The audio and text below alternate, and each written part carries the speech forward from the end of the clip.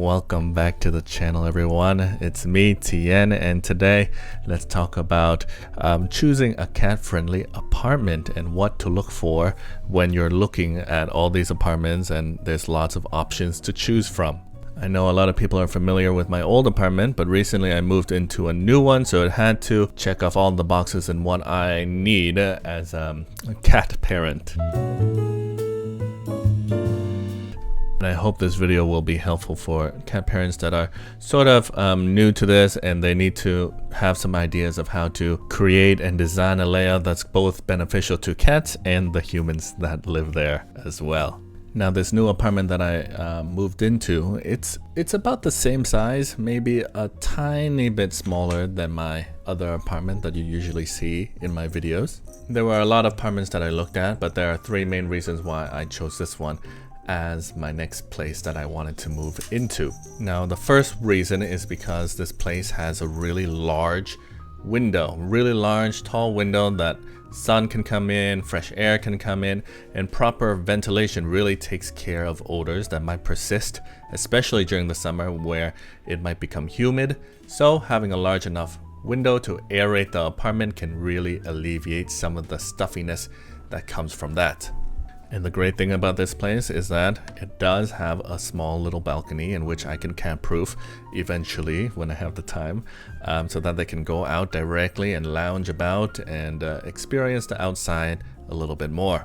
But even if you don't have a balcony like my previous apartment, having enough space for 2 or more cats to be either on the windowsill or on a window hammock, that is fine as well.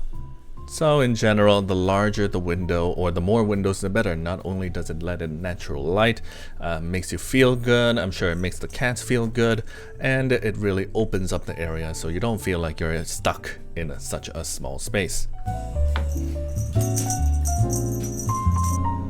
The second thing I look for is if there are a lot of glossy and smooth surfaces that I can put my suction cup stuff onto. And in this apartment, there is this whole wall of this imitation marble. It's not real marble, but it is sort of imitation marble where the wall is very smooth, very flat, and it takes suction cup things very, very well. So I can literally cover the whole walls in hammocks and perches, and that allows the cats to navigate that area without knocking things over. And of course, there are a lot of other surfaces that we can put the suction cup items onto. In my previous apartment, I put them on cabinets, I put them on my refrigerator. There are a bunch of things. You just have to look around and see for yourself. Even mirrors, if it's big enough and sturdy enough to support the cats on it, you know, anything can be an option. Again, think about where you want your cats to go or not go. If you don't want them to be near your computer, maybe put some of these perches and ledges away from the computer zone. If you want them to be around while you work, then maybe put some near to your desk. And if they have a habit of going behind the TV, to reach the other side of the TV and then maybe accidentally knocking stuff over, put some perches around that area so they can navigate through it without going behind the TV. The third thing to look for is a designated litter box zone, sort of like a zone that is able to contain all of the litter that might be going in and out of the litter box. Because for cat owners, litter is a big source of pain, and it's not only about the smell, because litter tracking, when litter and sand pellets get picked up and brought around by the cat's paws, is super annoying because it can get everywhere. So knowing where to put the litter box is going to save your life or make it very difficult for you. In Asia, luckily the entrance to every home has this little shoe area, and usually it has a small ledge. For me, in my opinion, it is simply the best place to put the litter box because the area is meant for shoes, which means it's meant to be a little bit messy. So when you clean up and scoop the litter area, you're also cleaning up the shoe area from dirt and dust that you brought from the outside too.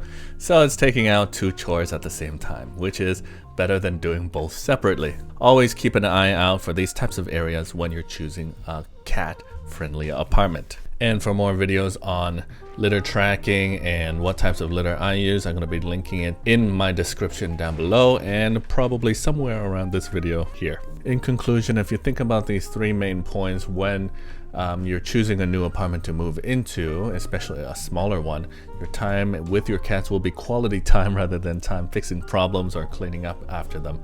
Not to mention, saving time for yourself as well. As always, for more information and for the full article, you can visit my website down below at monsieurtien.com. Thanks, and I'll see you in the next video.